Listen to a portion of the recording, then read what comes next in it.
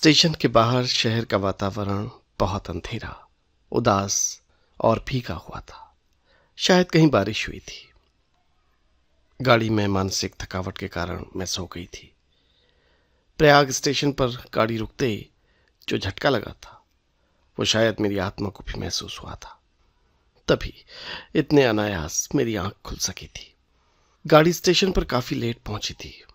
थके, ऊबे और उम्मीदे लोग अपने अपने अपरिचय में सिमटे हुए जल्दी से जल्दी स्टेशन से बाहर आकर अपनी अपनी मंजिल को चले जाना चाहते थे।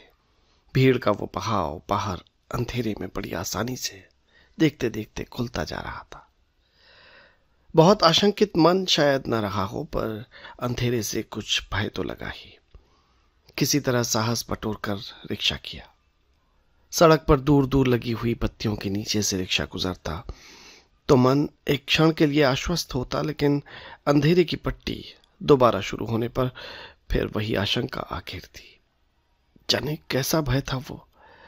कभी लगता जैसे कोई अनहोनी मेरा पीछा कर रही है, और कभी ऐसा लगता जैसे आगे अंधकार के बाद और अधिक अंधकार का भय फैला हुआ है। रिक्शा फाटक तक कब पहुंचा ये मैं सहसा जान नहीं पाई। देखा तो शोभन वहां खड़े थे, आश्चर्यचकित। मुझसे अधिक आशंकित संभवतः शोभन ही लगे।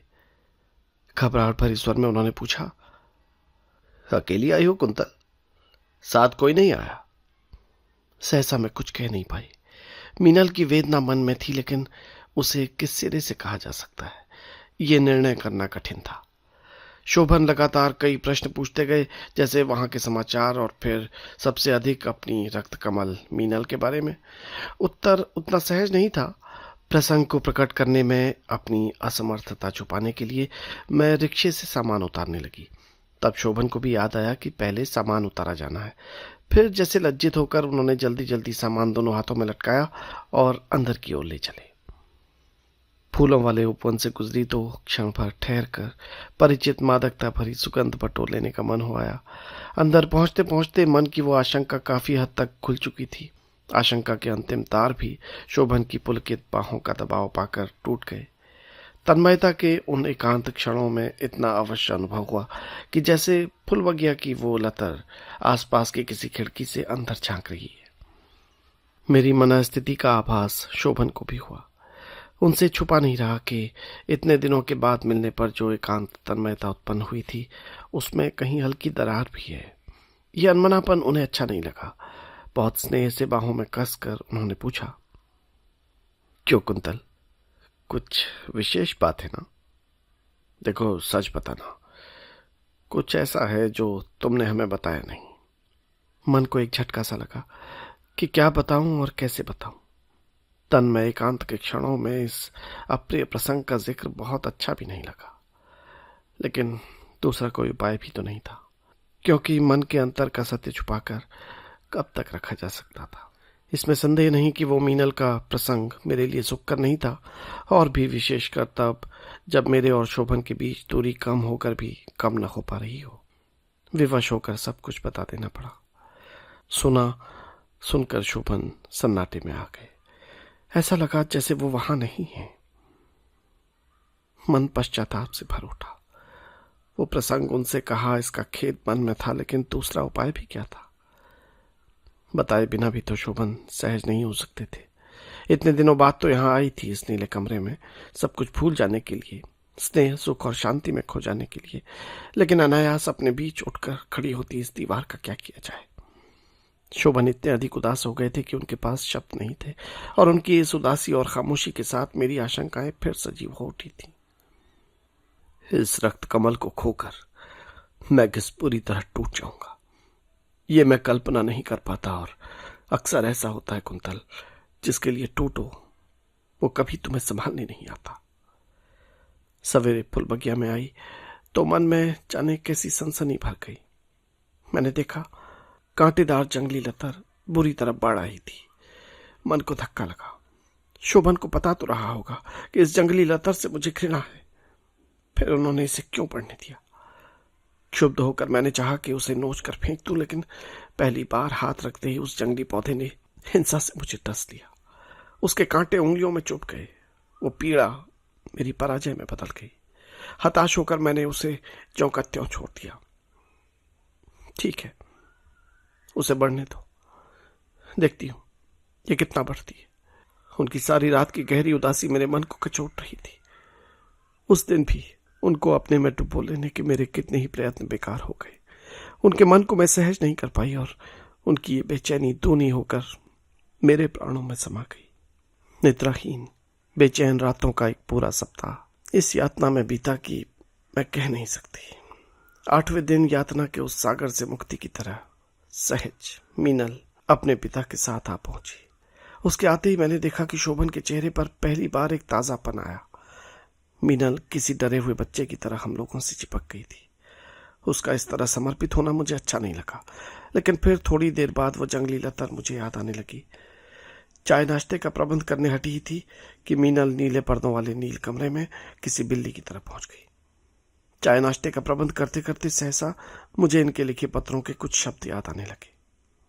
महाराज हर्षवर्धन की महारानी को हर्षवर्धन की प्यारी बहन राजश्री भगा ले गई हैं आजकल। एक के बाद दूसरे शब्द कानों में गूंज जाते और मेरे तन मन को हिला जाते।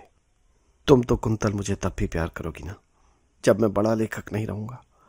अत्यंत सशक्त व्यक्तित्व, वैभव, समृद्ध तेज वाला व्यक्ति नहीं रहूंगा। इन्हीं पंक्तियों में खोई खोई बार बार गर्म पतीली को छू लेती। हाथ जल जाने पर महसूस करती कि मैं चौके में हूं, कहीं और नहीं। जैसे मीनल के घर में आ जाने से वे पंक्तियां और भी बार बार कानों के पास आ टकराने लगती। सुनो, कल दशहरा है। मेरा बहुत बहुत सा प्यार, और उनमें से एक कण भी तुमने मीनल को दिया तो फिर अच्छी बात नहीं होगी। सुनो, कहां तो खोई खोई सी रहती हो तुम तो। मैं कब से पुकार रहा हूं। स्वर शोभन का था। मैंने चौंक कर उनकी ओर देखा। लज्जित होकर बोली, कुछ भी तो नहीं, आप कहिए। उन्होंने बिना कुछ कहे बायां हाथ खींचा और मुट्ठी में बंद एक अंगूठी उंगली में पहनाने लगे। मैं चौंक उठी। ये तो वही अंगूठी है, ये कहां से मिली? पगली, तुमने तो बताया ही नहीं। मीनल के पिताजी ने सारी कहानी बता दी, वही से लाए थे। मेरे मन में आया कि अब मैं ये अंगूठी न पहनूं, पहननी चाहिए भी नहीं। कुछ जूठापन सा महसूस हुआ, फिर भी मैं उनका आग्रह रोक नहीं पाई। अंगूठी तो पहन ली, पर वो कैसी पराई पराई सी बदली बदली सी लग रही थी।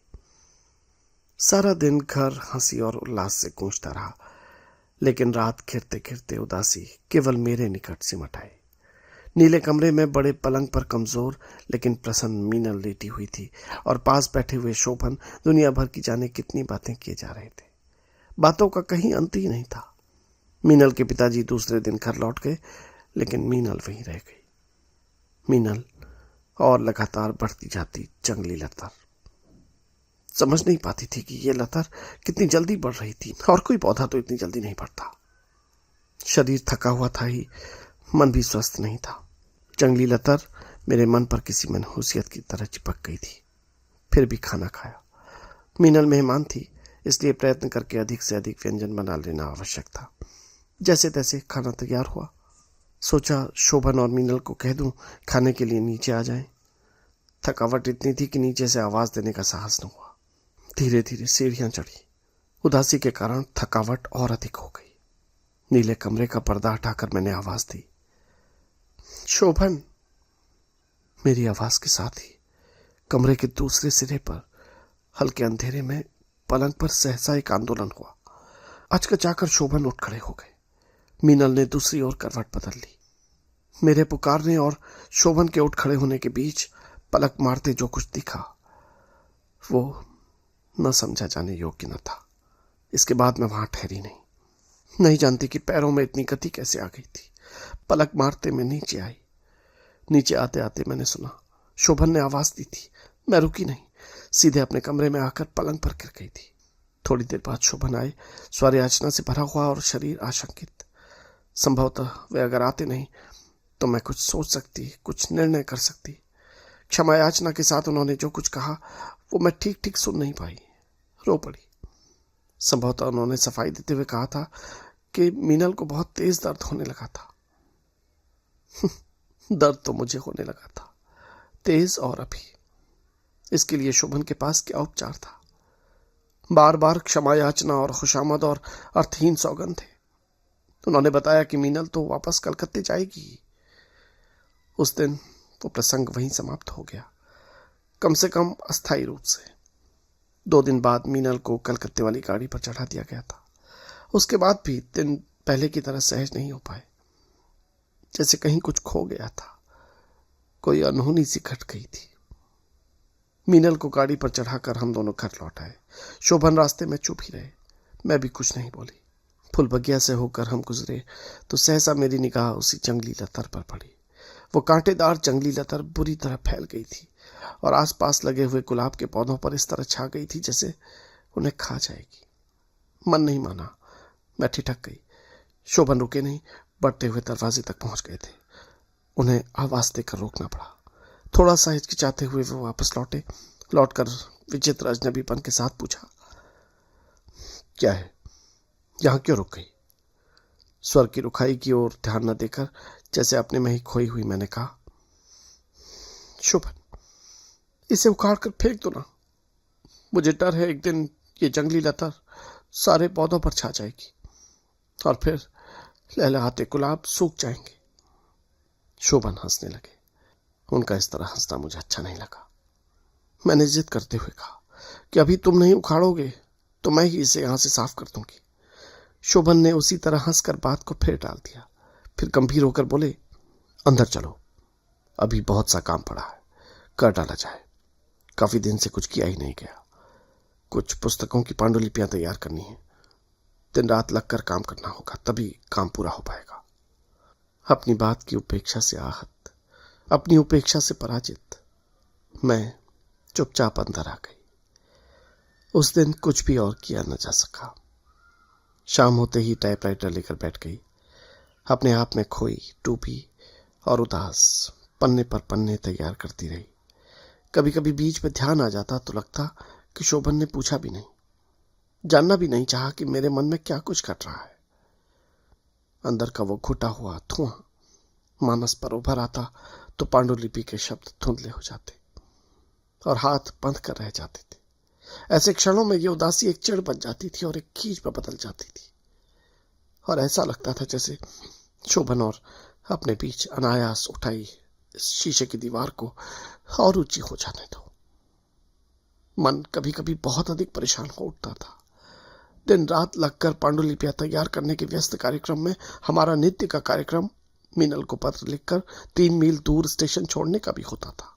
पता नहीं कि ये उसी लतर से जुड़े हुए दुर्भाग्य की रचना थी या सत्य।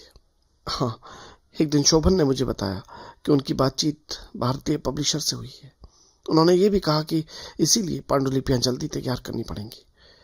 और फिर एक दिन उन्होंने सहसा बताया कि भारत पब्लिशर के यहाँ से आमंत्रण आया है। वे लोग कलकत्ते में कोई बड़ा सेमिनार कर रहे हैं। शोभन ने कहा, अभी तो छुट्टियां चल रही हैं, घूमना भी हो जाएगा और लगे हाथों किताबों के छपने का प्रबंध भी हो जाएगा। वहां जाकर बातचीत करने से शर्तें अच्छी तय हो सकती हैं। बात सुनते सुनते न जाने क्यों स्मृति में मीनल की आकृति घूम गई। सारी योजना पर मीनल उसी जंगली लतर की तरह फैली हुई दिखाई थी। मैंने कहा, फिर तुम हो आओ, मैं नहीं जाऊंगी और फिर इधर मेरा जी भी कुछ अच्छा नहीं है। शोभन शायद कुछ समझ गए या उन्हें मेरे मन की कड़वाहट का पता चल गया। तुरंत बोले, लो, अगर तुम्हें नहीं जाना तो मैं भी नहीं जाता। उन्हें पत्र लिखे देता हूं कि अभी व्यस्त हूं। कहकर वो चुप हो गए। लगा कि मन में उद्विग्न और असंतुष्ट भी हैं। टहलते टहलते बात बदल कर बोले, कुंतल, एक बात बताओ, तुम इतनी विरक्त सी क्यों रहती हो? बात क्या है? तुम्हारी तबीयत तो ठीक है ना? मैं बोली, कुछ नहीं। हाथ में पकड़े हुए स्वेटर की लगातार चलती हुई सलाइयों में मैंने निगाह और भी अधिक गड़ा ली। वे अतिरिक्त स्नेह के साथ बोले, तुम्हें खूब खुश रहना चाहिए। अपने खाने पीने का भी अब खास ध्यान रखना चाहिए। शोभन मान मनोहार पर उतर आए। भावी शिशु का विषय लेकर कितनी तरह से मुझे छेड़ा कि मेरे मन की गांठें खुल जाएं। सच कहूं तो एक सीमा तक ऐसा हुआ भी। अपने मातृत्व की कल्पना करके मन में एक पुलक भर आई। और तब अवसर देखकर शोभन ने फिर कहा, अच्छा अब बताओ कुंतल, कलकत्ते चलोगी? हर बार की तरह कुंतल एक बार फिर हार गई। मैंने उनकी आंखों की ओर देखते हुए हाँ कर दी और मन ही मन अपने को कोसती हुई बोली, न जाने क्या है इन आंखों में जो विवश कर देता है। उसके साथ ही साथ मन में उस दिन वाला नीले कमरे का नीला रहस्य उभर आया। शोभन नीचे चले गए थे। चाहकर भी उस नीले रहस्य से मन अलग नहीं हो पा रहा था। विषाद और कड़वाहट धुल गई थी, इसीलिए उस दृश्य के प्रति उत्सुकता सी पैदा हो गई थी। जैसे मन की आंखों पर बल देकर मैंने देखने का प्रयत्न किया कि नीले कमरे के उस नीले रहस्य का रूप क्या था। आकृतियां स्मृति में बहुत साफ नहीं हो पाई, फिर भी दृश्य बहुत अधिक स्पष्ट नहीं था। वो रहस्य नहीं, यथार्थ था। शोभन अस्त व्यस्त होकर सहसा अलग हट गए थे, लेकिन मीनल को सहज होने में कुछ क्षण लगे थे। वे क्षण जिनमें संयत मीनल ने अपने उखड़े हुए शरीर को ढकने का प्रयत्न किया था। वे क्षण जिनमें संयत मीनल ने अपने उखड़े हुए शरीर को ढकने का प्रयत्न किया था और फिर करवट बदलकर उसने अपने आप को छुपा लिया था। कलकत्ते जाने की तारीख पक्की करने के बाद शोभन ने पहला पत्र मीनल को लिखा। मेरा शरीर कई रोज से स्वस्थ नहीं था, इसलिए मुझे इतना साहस नहीं हुआ कि उस घटना पर प्रश्न चिन्ह लगाऊं। पत्र लिखने के बाद शोभन ने कहा, आज 15 तारीख हो गई है कुंतल, और 20 को हमें जाना है। तैयारी अभी से कर लो, तब कहीं काम चलेगा। दिन बहुत कम थे और काम बहुत अधिक। किताबों की भूमिकाएं अभी लिखी जानी थी। पांडुलिपियों की प्रेस कॉपियां तैयार कर ली थी। शोभन रात रात भर लिखते रहते। दिन में मैं भी उनकी सहायता करती। ठीक 19 तारीख को सवेरे 7 किताबों की पांडुलिपियां तैयार हो गई। आज सचमुच मैं खुश थी और मन में उत्साह था। पांडुलिपियां सहेजने के बाद यात्रा की तैयारियां शुरू हो गई। आज से 4-5 दिन पहले संभवतः तैयारी में ऐसा मन न लगता। आज सचमुच तैयारी जैसी तैयारी हो रही थी। रास्ते में आराम करने के लिए बिस्तर, खाने पीने के लिए एक सामान, पहनने के लिए अलग अलग अवसर के कपड़े और छोटा मोटा न जाने कितना सामान। शोभन मन में बड़े संतुष्ट थे। तैयारियों का उपसंहार करते हुए उन्होंने याद दिलाया कि मैं अपनी दवाएं भी रख लूं। 20 दिसंबर को सर्दी बहुत अधिक हो गई थी। गाड़ी को स्टेशन से वापस लाने की समस्या थी, इसीलिए रिक्शे से जाना पड़ा। इसलिए ठंडी हवा के झोंके शरीर में चुभ रहे थे। शोभन ने कहा, कलकत्ते में इतनी सर्दी नहीं होगी। स्टेशन पर भयानक भीड़ थी। अगर रिजर्वेशन न होता तो जाना कठिन हो जाता। सोचती हूं कि 6 रोज पहले कैसा मन था और आज कैसा हो गया। आज वो सब कुछ जैसे मैं भूल गई थी। यात्रा का उत्साह मन में पुलक बनकर समा गया था। शोभन रास्ते में कहने लगे कि इस बार लौटने में शांति निकेतन और जगन्नाथपुरी जाएंगे। वैसे कलकत्ते में भी घूमने की काफी जगह हैं। हावड़ा स्टेशन अजीब ही जगह है।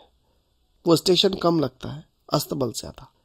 पहुंचते ही ऐसा लगता है जैसे आसपास के घोड़ों के हिनहिनाने और खुर पटकने की आवाजें आई। ऐसे स्टेशन पर एक संतोष होते हैं प्रियजन। शोभन आतुरता के साथ उठे और दरवाजे पर जा खड़े हुए। एक क्षण के लिए वो ये भूल गए कि उसी द्वार से दूसरे मुसाफिरों को भी उतरना था। जल्दी जल्दी उन्होंने आसपास दृष्टि दौड़ाई और सहसा एक और भागती आती मीनल उन्हें दिखाई दी गई। नितांत अनौपचारिक उस छोटी सी भेंट के तुरंत बाद मीनल को याद आया कि वहां कोई और भी है। वो झपट कर गले से लिपट गई। टैक्सी में शोभन ने जैसे क्षमा याचना करते हुए मीनल से कहा, मैंने वचन दे रखा है मीनल, इसलिए बुरा मत मानना। किताबों के अनुबंध होने उसमें 2-3 दिन लग जाएंगे, लेकिन उसके बाद फिर हम 3 होंगे और इस बार तो हम दूर दूर तक घूमने चलेंगे। मीनल निरुत्साहित हो गई। फिर भी उसने कहा, ठीक है शोभनदा, लेकिन 3 दिन से अधिक नहीं। मीनल साथ साथ उस गेस्ट हाउस तक गई जहां हमारे ठहरने का इंतजाम भारत पब्लिशर की ओर से किया गया था। वहां रहने की एक एक सुविधा की परख स्वयं करने के बाद मीनल ने कहा, मुझे टैक्सी स्टैंड तक छोड़ दोगे शोभनदा? टैक्सी स्टैंड तक क्यों? कुंतल तुम थोड़ा आराम करो, मैं मीनल को घर छोड़कर आया, शोभन ने कहा। मैं सफर से थकी हुई थी, इसलिए लगा कि यह ठीक ही है। शोभन और मीनल दोनों चले गए। वो दिन पूरा थकावट को उतारते भी था। हम लोग कहीं जा नहीं सके, काम भी कुछ न हो सका। नाश्ता करने के बाद ही हम लोग सो गए थे और जागे तो मालूम हुआ तो दोपहर ढल रही थी। गेस्ट हाउस के नौकर ने बताया कि भारत पब्लिशर के निदेशक रतनलाल जी आए थे। नौकर ने कहा भी कि हमें जगह दे, लेकिन रतनलाल जी ने ही मना कर दिया कि अभी सोने दो, मैं फिर आ जाऊंगा। शोभन ने थोड़ा लज्जित होते हुए नौकर से पूछा, अच्छा, कब आने को कह गए थे? साहब ये तो नहीं बोले। शोभन ने पूछा, तुम उनके पास जा सकते हो? साहब हमको बोल गए हैं कि आपके उठते ही नाश्ता दूं। ठीक है, नाश्ता तैयार है? शोभन ने पूछा। फिर सहसा बोले, अच्छा अभी ठहर जाओ, ऐसा करो जरा रतनलाल जी के पास जाओ, उनसे कहना मैंने याद किया है, नाश्ता उनके साथ ही करूंगा, उनसे कह भी देना। नौकर बड़े अदब से झुककर चला गया। रतनलाल जी को आने में देर नहीं हुई। ऐसा लगा जैसे वे हमारे जागने की प्रतीक्षा कर रहे थे। बेहद हंसमुख, शालीन, विनम्र, लेकिन तेज। देखने में वे किसी व्यावसायिक संस्था के निदेशक कम, बुद्धिजीवी अधिक लगते थे। सफेद खादी के कपड़ों में उनका व्यक्तित्व काफी गरिमामय लगता था। मध्ययुगीन साहित्य की उन्हें अच्छी जानकारी थी, वो बातचीत के दौरान पता लगा। चाय पीते पीते उन्होंने सूफी कवि जायसी से लेकर नाथ संप्रदाय के कवियों तक के बारे में जाने कितनी बातें बताई। मध्ययुगीन साहित्य और समाज के इतिहास के बारे में शोभन भी कम नहीं जानते थे। एक आध बार तो अनुमान लगाना कठिन हो जाता कि दोनों में से कौन किसको प्रभावित कर रहा है। चाय समाप्त हुई और मुझे आश्चर्य हुआ कि सारा समय साहित्य के इतिहास की चर्चा में ही समाप्त हो गया। ये तो बहुत बाद में पता लगा कि रतनलाल जी साधारण व्यवसायी नहीं थे। व्यवसाय में जल्दबाजी शायद उनके लाभांश को बढ़ाने में बाधक होती है, ये उन्हें पता था। पुस्तकों के अनुबंध दूसरे रोज संपन्न हो गए।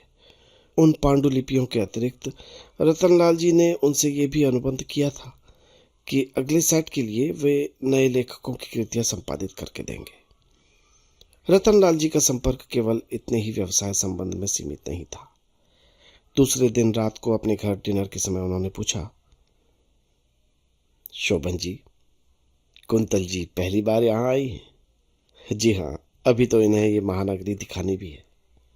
रतनलाल जी अतिशय विनम्र होकर बोले, आप अगर इसे अन्यथा न लें तो कल मैं अपनी गाड़ी गेस्ट हाउस पहुंचा दूंगा, आपको आसानी हो जाएगी। नहीं तो आप जानते हैं ये माया नगरी है। रतनलाल जी की गाड़ी आ जाने के कारण सचमुच बड़ी सुविधा हो गई। सुविधा मुझे भी हुई और मीनल को भी, और संभवतः सबसे अधिक सुविधा हुई शोभन को। 3 दिन के लिए उन्होंने मीनल से मोहलत ली थी, लेकिन 2 दिन बाद ही ये समूचा दिन हमें मीनल के साथ ही साथ मिल गया। सारे दिन हम लोग उत्साह में भरे जाने कहाँ से कहाँ घूमने गए, और फिर शाम को रतनलाल जी के लाख कहने के बावजूद हम लोग मीनल के छोटे से 1.5 कमरे वाले फ्लैट में आ गए। शोभन ने खाने का इंतजाम मीनल को नहीं करने दिया। बोले, तुम्हारी तबीयत अभी ठीक नहीं है मीनल, और फिर मैं लड़कियों को जानता हूँ, खाने का थोड़ा सा इंतजाम करने लगेंगी तो दुनिया भर का झंझट मोल ले लेंगी। कुंतल भी मानेगी नहीं, और तबीयत तुम दोनों की ठीक नहीं है, इसलिए चलो खाना बाहर ही खाएंगे। जगमगाती हुई सड़कों को पार करते हुए हम जिस रेस्तरां में पहुंचे उसे बाहर और अंदर से खूब सजाया गया था। पहले हम ये समझ न सके कि ये अतिरिक्त सजावट कैसी है। रेस्तरां के अंदर चमकीले रंगीन कागज की कितनी ही लतरें लटका कर रखी गई थी और उनमें रंगीन गुब्बारे गुथे हुए थे। हल्के संगीत और धुंधली रोशनी में शोभन ने देखा, बर्फ जैसे उजले अक्षरों में रेस्तरां की पिछली दीवार पर लिखा था, हैप्पी क्रिसमस। ओहो मीनल, मैं तो एकदम भूल गया था। आज 24 तारीख है ना, कल से तो तुम्हारी छुट्टी होगी। शोभन ने उत्साह से ललक कर कहा। मीनल ने जैसे अनजान बनकर कहा, हाँ है तो। फिर क्या, हमारी भी छुट्टी होगी, क्रिसमस की छुट्टी। सहसा मुझे भी याद आया, अरे हाँ शोभन, कल तो तुम्हारा बर्थडे है। सच? मीनल के चेहरे से उत्साह छलक पड़ा। खाना खाते खाते हम तीनों ने बैठकर योजना बनाई कि कल शोभन का बर्थडे हम कुछ खास तरीके से मनाएंगे। ये तय हुआ कि कल सुबह ही ट्रेन ले ली जाए भुवनेश्वर और पुरी जाने के लिए। पुरी में बर्थडे मनाया जाएगा और ये बर्थडे कई वर्षों के लिए अद्वितीय होगा। कठिनाई से ही ट्रेन का टिकट मिल पाया। यात्रियों और खासकर तीर्थ यात्रियों के कारण ट्रेन में जगह मिलना असंभव ही होता अगर भारत पब्लिशर के एक एजेंट की सहायता न मिली होती। टिकट पर दृष्टि डाली तो पता लगा कि हावड़ा से पुरी 300 मील से भी अधिक है। यह अंतर भी उतना मालूम न होता, लेकिन इस गाड़ी में इतनी भीड़ थी जिससे अनुमान होता था कि ब्लैक होल की घटना कलकत्ते में न घटकर निश्चित ही पुरी एक्सप्रेस पर घटी होगी। सौभाग्य से उस दिन चांदनी रात थी और बंगाल के नारियल कुंजों और पोखरों वाले गांवों के बीच से हमारी ट्रेन चली जा रही थी। कलकत्ते से पुरी के रास्ते में ट्रेन कई छोटी नदियों के पुलों को और छोटे बड़े पोखरों को पार करती चलती है। सुबह 8 बजते बजते गाड़ी ने हम लोगों को उड़ीसा के कुछ कुछ आधुनिक, कुछ कुछ आदिम और कुछ कुछ धार्मिक कस्बे में पहुंचा दिया। पुरी का स्टेशन तो स्टेशन लगता ही नहीं, वो तो एक टिन से छाए हुए बरामदे की तरह है। उसी में गाड़ी रुकती है और स्टेशन से बाहर निकलते ही बग्घी वालों और पंडों की इतनी बड़ी भीड़ यात्रियों को घेर लेती है कि उससे छुटकारा पाना मुश्किल हो जाता है। शोभन ने कस्में खा खाकर उन्हें बताया कि वो घनघोर नास्तिक है, वो यहाँ केवल समुद्र देखने आए। लेकिन पंडों को विश्वास नहीं हुआ। उनको ये लगा कि ये अवश्य ही कोई पहुंचे हुए भक्त लोग हैं जो अपना नाम धाम तक भी बताना नहीं चाहते। पुरी की उस नगरी में पहुंचने पर सबसे पहले वे छोटी छोटी दुकानें आकर्षित करती हैं, जिनमें सीपी, शंख, सींग के बने सामान, उड़ीसा की बनी लाख की चूड़ियाँ, रंग बिरंगी मालाएं और बहुत सी अन्य आकर्षक वस्तुएं बिकती हैं। शोभन को बहुत शौक है टूटी फूटी मूर्तियों और दुकान भर की बेढंगी चीज़ों को इकट्ठा कर अपने ड्राइंग रूम और स्टडी रूम को अजायब घर बनाने का। लेकिन इस बार मैंने उनसे बाजी मार ली। सीपियों, शंख, घोंगे, बेंत और नारियल के सामान और उड़ीसा की बनी कितनी ही नायाब चीज़ें मैं चुनती रही और 3 दिन में ही उन चीज़ों के कारण हमारा असबाब दुगना हो गया। पुरी का सबसे अद्भुत आकर्षण वहाँ का समुद्र तट है। मीलों तक स्वच्छ श्वेत बालू का विस्तार, उसके किनारे झाऊ के बड़े बड़े पेड़, जिनको अंग्रेजी में मैरीटाइम पाइन कहते हैं और जिनका अनुवाद हम लोगों ने वहाँ जल देवदारू किया था, आंखों को बहुत मोहक लगते हैं। उनसे जब समुद्री झकोरे गुजरते थे तो एक अद्भुत संगीत सुनाई पड़ता था। प्रतिदिन समुद्र में जी भर स्नान करने के बाद हम इन्हीं जल देवदारुओं के कुंज में आकर केश सुखाते और विश्राम करते थे। कितना अच्छा लगता था वो समुद्री स्नान। जब लहर आती हम लोगों को बिल्कुल डुबो देती। उस समय मैं और मीनल अपने शरीर को जल प्रवाह में छोड़ देती, पर लहर दोनों को किनारे पर फेंक जाया करती थी। कभी कभी हम दोनों ये चाहते थे कि समुद्र में और गहरे उतर कर देखें। उस समय लहरों का एकदम हमें किनारे फेंक देना बड़ा अपमानजनक प्रतीत होता था। एक दिन मीनल ने सुझाव दिया कि एक बड़ी नाव लेकर लहरों में झूलते हुए समुद्र में खूब दूर तक अंदर जाएं। बड़ी मुश्किल से 10 रुपये में नाव तय हुई। उस नाव पर हम तीनों के साथ एक एक की रक्षा के लिए 3-3 मल्लाह भी चले, यानी नाव पर 9 मल्लाह, 3 हम लोग, 12 आदमी। लहरों के ऊपर झूले की तरह 20-20 फुट ऊपर जाना और नीचे आना एक ऐसा अनुभव था जिसे हम आजीवन भुला नहीं सकते। किनारों की ऊंची ऊंची लहरों से लड़कर नाव जब बीच समुद्र में चली आई तो लहरों का वेग कम हो गया था। अथाह नीलिमा और जल का विस्तार देख हम लोग न जाने किस ध्यान में खो गए। इतने में नाव के सबसे बूढ़े मल्लाह ने पूछा, बाबूजी, आपने देखा हमारा समंदर? ऐसा कहते समय उसकी धुंधली आंखों में चमक आ गई थी और ऐसा लगता था जैसे ये सारा समुद्र उसका निजी साम्राज्य है, जिसे वो अभिमान सहित हम परदेशियों को दिखा रहा था। उसके काले और मेहनती व्यक्तित्व को देखकर मुझे अकस्मात याद हो आया कि इन्हीं के पूर्वज कलिंग के वे योद्धा रहे होंगे जिन्होंने महाराज अशोक की सेनाओं के छक्के छुड़ा दिए थे, और मध्यकाल में इन्हीं के पूर्वज बड़ी बड़ी नौकाएं लेकर इस विराट समुद्र की लहरों पर सवार होकर जावा, बाली, सुमात्रा और चीन तक जाते रहे होंगे। कौन जाने प्रसाद की आकाशदीप कहानी का दस्यु बुद्धगुप्त कोई कलिंग युवक ही रहा हो। पुरी में पूर्णिमा के दिन विशेष श्रृंगार था और हम लोग उस दिन जगन्नाथ मंदिर देखने गए। उस दिन वहां सिंदूर और अगस्त के फूलों से विशेष श्रृंगार किया गया था। मंदिर में चढ़ाया गया सिंदूर उठाकर पहले शोभन ने मुझे और फिर मीनल के माथे पर लगा दिया। मीनल के माथे पर इनका सिंदूर सूरज स्थापित करना मुझे चौंका गया और कुछ चक्कर सा महसूस होने लगा। फिर उसी बेकार की योगी लतर का ध्यान आ गया। मुझे चक्कर आने पर उस आरती की अपार भीड़ में से शोभन बाहर ले आए। वहीं मंदिर की सीढ़ियों पर बिठाकर वो बड़ी देर तक मेरा सिर और पीठ सहलाते रहे। फिर धीरे धीरे होटल के कमरे में ले चले। जल्दी ही खाना मंगवा कर खा लिया और सो गए। दूसरे दिन बहुत सवेरे हम लोग एक छोटी सी मोटर बस पर कोणार्क गए। कितना सुहावना था वो रास्ता। दोनों ओर नारियल, फरद, सेमल, केवड़ा और झाऊ के हरे हरे कुंज। बीच बीच में साफ सुथरे लिपे पुते उड़िया गांव जिन पर चूने की जालीदार अल्पनाएं बनी थी। कोणार्क का मंदिर भारतवर्ष में अपने ढंग का अकेला मंदिर है। सूर्य का मंदिर जिस पर इतनी महीन शिल्प कला हो कहीं नहीं मिलता। कोणार्क का मंदिर एक विराटता का प्रभाव छोड़ जाता है।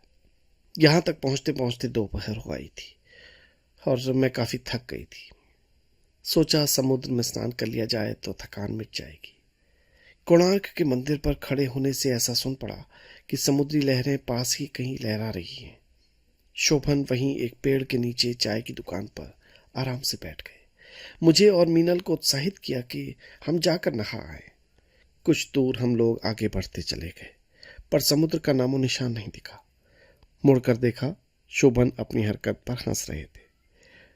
वास्तव में वो समुद्री हवा थी जो जल देवदारुओं में लहरा रही थी।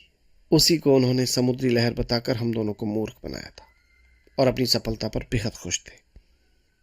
सूरज डूबने से पहले पहले हम लोग वापस पुरी आ गए थे।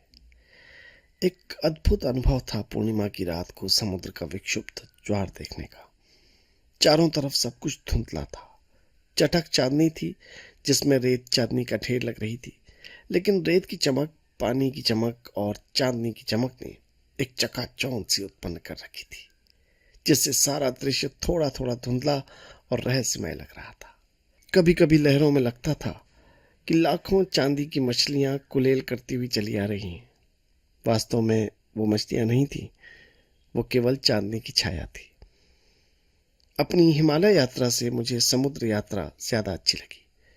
हिमालय में एक शांति और शीतलता मिलती है, लेकिन समुद्र का सौंदर्य कहीं ज्यादा सजीव और हमारे वर्तमान जीवन के सुख दुख और उत्थान पतन से बहुत ज्यादा मेल खाता है। बड़ी रात तक बिखरी चांदनी के अद्भुत सौंदर्यपूर्ण वातावरण में हम गुमसुम पास पास बैठे रहे थे। मेरी तबीयत रात में बैठे बैठे खराब न हो जाए, इस भय से न चाहते हुए भी हम तीनों उठकर होटल वापस आ गए। लौटकर जबरदस्ती आ तो गए, पर कमरे में जरा भी अच्छा नहीं लग रहा था। ये बार बार बेचैनी से बाहर फैले हुए समुद्र पर चांदनी को फैले देखते तो जी मचल उठता कि भागकर वहीं चले जाएं। इन्हें देखने से लग रहा था कि बड़े बेचैन हैं। सारे दिन आवश्यकता से अधिक ही घूम लिया था। जैसा जी था उसे देखते हुए उतना घूमना हानिकारक ही था। घूमने से थकावट इतनी अधिक हो गई थी कि एक भी क्षण खड़े रहना संभव नहीं लगा। थक गई हो, शोभन ने अनमने से कहा और खिड़की से बाहर जाने क्या देखते रहे। थकावट के कारण जैसे बेखुशी भरी नींद मेरी आंखों पर छा गई। नींद के ऐसे कितने क्षण बीते होंगे मैं नहीं कह सकती। तंद्रा में मैंने सुना कोई बात कर रहा था। नींद में ही चेतना पर थोड़ा जोर दिया तो पता लगा कि स्वर शोभन और मीनल के थे। शब्द ठीक ठीक सुने नहीं जा सके। नींद ने चेतना को फिर दबोच लिया। ठीक उसी तरह फिर नींद हल्की सी टूटी। इस बार आंखें भी मैंने थोड़ी सी खोली। देखा शोभन और मीनल ठीक उसी तरह बैठे हुए बातें किए जा रहे हैं। उनका इस तरह बातें करना मुझे बहुत सुखद नहीं लगा, लेकिन नींद ने अगले ही क्षण मुझे फिर दबोच लिया। थकावट भरी नींद का अंतराल कितना लंबा था ये कह नहीं सकती। आंख खुली तो एक क्षण के लिए मैं समझ नहीं पाई कि वो सत्य था या स्वप्न। मीनल और शोभन ही थे, पर सहज स्थिति में नहीं थे। नीले कमरे का दृश्य एक बार फिर स्मृति में घूम गया। मीनल शोभन की गोद में थी। कपड़े उसके अधिकतर अस्त व्यस्त थे। शोभन उत्तेजना से तप्त लगातार उसे चूम रहे थे और उनके हाथ उसके अनावृत वक्ष से खेल रहे थे। उन क्षणों में उन दोनों को सिवा अपने संभवतः किसी और का ध्यान भी नहीं था। मेरे मस्तिष्क में एक भयंकर तूफान उठा। लगा जैसे मेरा माथा फट जाएगा। शिराओं में जैसे गहरी आग भड़क उठी। ऐसा लगा जैसे वो दृश्य ही नहीं, समूची परिस्थिति असह्य हो उठी थी। मैं तड़प कर उठी। आहट से वो दोनों चौंके। क्षण भर में उन्होंने अपने आप को समेटा और आचकचाकर एक दूसरे से अलग हो गए। मैं उन्हें देखने को रुकी नहीं। बिस्तर से नीचे आई और दरवाजे की ओर बढ़ी। शोभन क्षण भर में ही परिस्थिति को भांप गए। झपट कर वे आए, मुझे दरवाजे से अलग हटाया और फिर सिटकनी लगा दी। क्षमा याचना के वैसे शब्द बहुत कम ही सुने जाते हैं। अत्यंत कातर होकर उन्होंने मुझे दबोच लिया। बड़ी कठिनाई के साथ वो मुझे बिस्तर तक लौटा कर लाए। मेरा मन एक क्षण को भी इन दोनों के साथ ठहरने का नहीं हो रहा था। मेरा तन मन इस कल्पना से सिहर जाता था कि कोई शोभन को मुझसे छीने ले रहा है। मेरी नींव हिल जाएगी। नहीं चाहिए। और मैं जोर से कह उठती हूं, नहीं चाहिए, नहीं चाहिए। शोभन, तुम तो कहीं और डूब रहे हो। मुझे क्यों इतनी बुरी तरह बांधा था? फिर अपने प्रेम में ना मार डालोगे? समझ में नहीं आता। ऐसा लगता कि पागल हो जाऊंगी। बहुत प्यार से अपने बाहुपाश में कसकर बहुत समझाया शोभन ने। कुंतल, कुंतल, मैं केवल तुम्हारा हूं, केवल तुम्हारा। तुम मेरे जीवन श्वासों की तरह अंदर जाती हो। मुझ में प्राण शक्ति तुम ही हो। मैं तुम्हें छोड़कर कहां जा सकता हूं? तुम तो जानती हो मीनल अपने जीजा जी के प्रेम में इतनी बुरी तरह उलझ गई है कि उसे समझाना है कि उस उलझन से वो बाहर आए, नया जीवन आरंभ करे, और फिर उसके लिए लड़का भी ढूंढ रहे हैं। तुम कैसी पागलों सी बातें सोच सोच कर अपना और मेरा मन दुखा रही हो। सो जाओ कुंतल, सो जाओ। देखो, मुझे भी नींद आ रही है। किसी तरह सवेरा हुआ। मन और तन रात की घटना से बहुत भारी थे। न चाहते हुए भी सामान समेट कर बांधा। आज पूरी नगरी से विदा लेनी थी। सामान लदवा कर स्टेशन आ गए और टिकट खरीद कर डब्बे में बैठ गए। जोगिया रंग की साड़ी और गले में मूंगे की तरह मोतियों की माला पहनी हुई थी। सब घूर घूर कर हम लोगों को देख रहे थे। एक साधु बाबा मिल गए। बड़ी पहुंची हुई जोगन समझकर उन्होंने बहुत आशीर्वाद दिया जीवन में सफल होने के लिए। गाड़ी पर बैठ सीधे बोलपुर स्टेशन पर सवेरे पहुंचकर ही उतरे। टैक्सी की और शांति निकेतन पहुंच गए। वहां हिंदी विभाग के अध्यक्ष ने बड़ी आवभगत की हम दोनों की और ठहरने को बड़ा सा कमरा दिया। सामान आदि खोलकर हम लोग व्यवस्थित होने का प्रयत्न कर रहे थे, लेकिन मन उखड़ चुका था। मेरे और शोभन के बीच मीनल खटक रही थी। मेरे और इनके बीच मीनल का दीवार बन खड़े होना अच्छा नहीं लग रहा था। नहा धोकर नाश्ता कर लेने के बाद शोभन हम लोगों को शांति निकेतन दिखलाने निकल पड़े। पहले टैगोर की लाइब्रेरी, बिस्तर और अन्य अध्ययन कक्ष आदि दिखाए। उसके बाद वो सब जगहें दिखलाने ले गए जहां बैठकर कवि गुरु कविताएं रचते थे। श्यामली कुटी, फिर लता कुंज दिखाया। अंत में स्कूल की ओर जहां शिक्षा दी जाती थी, वहां पेड़ों के नीचे कक्षाएं लगती। संपूर्ण वातावरण में उस महान आत्मा की छाया दिखती। बहुत कुछ लकीर पीटने जैसा लगता।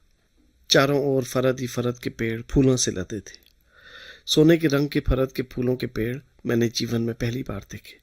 सूर्यास्त के समय लगता जैसे चारों ओर आग लग गई हो। प्रकृति द्वारा शिक्षा देने का ढंग और सारा वातावरण बहुत शांतिपूर्ण था। बहुत अच्छा लगा। मौसम भी न बहुत गर्मी न सर्दी का था। बहुत ही सुहावना लग रहा था। लौटकर खाना खाकर सो गए। रात के सफर की थकान भी थी। आज सवेरे से ही जी अच्छा नहीं है। मतली आ रही है, चक्कर, कुछ खाने का मन नहीं करता। जबरदस्ती खा लेने पर उलट जाता है। शोभन और मीनल मेरी ऐसी हालत देखकर थोड़ा चिंतित हो गए हैं। मीनल शोभन को समझा देती है कि उसने अपनी भाभियों को भी ऐसी हालत में देखा है। कुंतल ठीक हो जाएगी, उसे सो जाने दें, उठेगी तो ठीक हो जाएगी। मैं अनमनी होकर आंखें बंद कर लेती हूँ और वे दोनों बातें करते हैं। बीच बीच में उसी मनहूस बढ़ती हुई लतर की याद आती। कभी मुझे लिखे शोभन के पत्र के अंशों की, रक्त कमल के बिना मेरा क्या होगा, मैं पूर्णतः टूट जाऊंगा। फिर गहरी नींद आ जाती है। नींद टूटने पर भी उन्हें और मीनल को जोड़े जोड़े बातें करते पाती हूँ। मन ही मन खींच जाती हूँ। समझ में नहीं आता कितनी बातें जो इतनी देर से कर रहे हैं, खत्म ही नहीं होती। लगता है बातों का ये सिलसिला बढ़ता ही जा रहा है, कम नहीं होगा। इन बातों ही बातों के जाल में फंसकर मेरा दम न घुट जाए। नहीं नहीं, मेरे होने वाले बच्चे का क्या होगा, उसे कौन देखेगा। न जाने कैसे कैसे अपशकुनों से मेरा मन घबरा उठता है और मैं भी उठ जाती हूँ। कहती कुछ नहीं, अंदर ही अंदर तूफान हिलोरे लेता रहता है। नहा धो कपड़े बदल कर अपने को स्वस्थ दिखाने का ढोंग सा करती हूँ। 3 दिन बीत गए। बीच बीच में न जाने कितने अपशकुनों से मन भर जाता और मुंह में खारा स्वाद छोड़ जाता रहा। शोभन और मीनल की छुट्टियां परसों खत्म हो जाएंगी, इसलिए कल शांति निकेतन से चल देना चाहिए, यह निश्चित हो गया था। और मैं तो जल्द से जल्द शोभन को लेकर मीनल से दूर चली जाना चाहती थी। कल चल देना था तो सोचा आज खूब घूमा जाएगा और बहुत देर तक बैठकर रात को गप लगाएंगे, क्योंकि कल मीनल विदा लेकर कलकत्ते चली जाएगी और शोभन और मैं इलाहाबाद। सवेरे उठकर हम लोग फिर शांति निकेतन घूमने गए। विशेषकर रंग नृत्य गान विभाग में गए। रविंद्र संगीत और छोटी छोटी सजी लड़कियों का नृत्य हम लोग पूरे 3 घंटे देखकर लौटे। मन एक रिदम में रविंद्र संगीत और नृत्य देखकर प्रसन्न हो गया। फिर वहां से हम मूर्तिकला और पेंटिंग विभाग की ओर निकल गए। इस विभाग के अध्यक्ष विश्वविख्यात और वृद्ध थे। बहुत स्नेह और अभिमान में भरकर एक एक मूर्ति दिखाते रहे। शोभन तो एकदम उस विभाग में खो से गए। शाम को फिर घूमने आएंगे सोचकर चले आए। दोपहर का खाना खाकर आराम किया और शाम को फिर घूमने निकल पड़े। लता कुंज कविता कुंजों से निकलते हुए पलाश की ओर चल दिए और शांति निकेतन के पीछे की ओर नदी के पास आ गए और इसी नदी के कगार पर गुमसुम बैठे सूर्यास्त देखने में डूबे रहे। जब एकदम अंधेरा हो गया, चांद और सितारे चमकने लगे, तो भारी मन हम तीनों लौट रहे थे। शायद कल की गाड़ी से हम लोग अलग हो जाएंगे, तीनों एक साथ नहीं रह पाएंगे। ये और मीनल दोनों अवसाद में चुप थे। फिर ये दोनों गुमसुम, तो मैं भी एकदम खामोश। रात बहुत सहज नहीं थी। मौसम इतना बुरा नहीं था, लेकिन फिर भी नींद में भयानक बेचैनी भरी थी। ऐसा लगता था जैसे बिस्तर पर कहीं कुछ चुभ रहा हो या हवा में इतनी तेज घुटन हो कि सांसें रुक गई हो। नींद का एक एक पल बेचैनी से भरा हुआ था। यहां तक कि वो नींद थी या अचेतन था, ये नहीं कहा जा सकता। ठीक ठाक ये भी नहीं कह सकते कि मैंने दुस्वप्न नहीं देखे होंगे। हाँ, जो अनुभूति थी वो कम संतरासजनक नहीं थी। जाने कितने टूटे और बिखरे हुए अनुभवों में भटकती हुई मेरी चेतना ने सहसा एक भयानक टीस महसूस की। ऐसा लगा जैसे एक मर्मांतक पीड़ा मुझे ऊपर से नीचे तक बींध गई। मैं तिलमिला उठी। वो दुस्वप्न नहीं था, एक असाधारण और आतंकपूर्ण दृश्य, जैसे मेरे सिर पर कोई बहुत वजनी चीज गिरी है और मर्मांतक पीड़ा के साथ मेरे माथे के टुकड़े हो गए। रक्त की कड़वी गर्म धार मेरे कानों के पास से उतरती हुई गर्दन तक आ गई है। छटपटाकर मेरी आंखें खुल गई। मुझे महसूस हुआ जैसे मेरी मर्मांतक चीख कमरे में किसी घायल पक्षी की तरह फड़फड़ाकर उड़ने लगी हो। यातना का वो क्षण केवल उतना ही नहीं था, दर्द को जैसे किसी ने फिर दोहरा दिया। पुनरावृत्ति यातना साधारण नहीं थी। स्वप्न जहां एक प्रतीक था, वहां ये पुनरावृत्ति माथे पर गिरे उस पत्थर से भी कठोर सत्य थी। मीनल मेरे साथ सोई थी, लेकिन वो यहां नहीं थी। कमरे के दूसरे छोर पर शोभन का पलंग था। अंधेरे में भी वो पहचानी जा सकती थी। उसका शरीर अनावृत था। शोभन भी सहज स्थिति में नहीं थे। संभवतः मेरी आंखें खुलने से पहले उस कमरे में शीतकार भी गूंज रहे होंगे। शोभन मीनल के शरीर में लिप्त, उससे लिपटे हुए थे। मैं नहीं जानती मैं चीखी थी या नहीं, लेकिन कोई न कोई आहट अवश्य हुई होगी। शोभन तुरंत अलग हट गए। सिर फट जाने की यातना से मेरी चीख मेरे कंठ से अब निकली। मेरा सिर फट गया शोभन, देखो ये रक्त, ये रक्त सारा तकिया खून से भीग गया है। नहीं कुंतल, नहीं, कुछ भी तो नहीं हुआ। होश में आओ कुंतल। शोभन ने जैसे तैसे अपने कपड़े संभालते हुए मेरी बांह थाम ली। मैंने उनके हाथ को झटक दिया। मुझे लगा जैसे उनके हाथों ने मुझे टस लिया। अब और संभव नहीं है, जितना है वही बहुत हो गया। शोभन ने साहस नहीं छोड़ा। कांपती हुई आवाज से जैसे मनाते हुए मुझे फिर से दबोच लिया। तन मन में एक अजब सा लिजलिजापन भर गया था। अंतर्मन छटपटा रहा था। घाव बहुत गहरा था। क्षोभ और हताशा से मेरा तन मन कांप रहा था। सचमुच ये मेरा सिर टूट गया। जहां सिंदूर की रेखा होती है ठीक वहीं से उसके 2 टुकड़े हो गए थे। हाँ शोभन, ये कैसे हुआ? वो बीनल थी ना, तुम्हारी बहन? रिश्ते का ये कैसा अपवाद। मरियम कहा था ना तुमने मीनल को, और आज आज ये नीला प्रसंग। शोभन, नहीं नहीं। जीसस क्राइस्ट में तुमने कभी अपना प्रतिबिंब देखा था ना शोभन? याद है तुम्हें? अब फिर याद करो, क्या वो तुम्हारा अपना प्रतिबिंब था? और क्या वो प्रतिबिंब भी इतना ही खिलौना था? दुर्गंध आती है आज। उसी दुर्गंध से तो मेरा माथा फट गया। बोलो शोभन, क्या 25 दिसंबर को क्रिसमस के दिन जन्म लेकर ही कोई जीसस का प्रतिबिंब बन सकता है? याद करो शोभन, नीले कमरे की एक सुगंध भरी सुबह तुमने कहा था, help me Lord God in my good purpose and in thy service, and grant me this day to begin perfectly, for naught it is that I have done unto this time. और तुमने सोई हुई मीनल के सामने सिर झुका दिया था। मां मरियम, तुमने अस्फुट स्वरों में कहा था। कौन थी वो मरियम? कौन थे वो तुम? उघड़ी हुई, विवस्त्र, 2 जंघाओं के बीच किसी विकार की तरह छटपटाते तुम। क्या यही था तुम्हारा प्रतिबिंब? क्षोभ के तपते हुए बुखार में मैंने क्या कहा और क्या अनकहा रहा, मैं नहीं जानती। सब प्रलाप रहा होगा, ये मैं कह नहीं सकती, क्योंकि प्रलाप के शब्दों में तर्क संगति नहीं होती, और जो शब्द तर्क संगत नहीं होते वो चुभते नहीं। उन शब्दों में चुभन सचमुच ही रही होगी, क्योंकि किसी आहत पशु की तरह कांपते हुए वे मुझसे लिपट गए थे।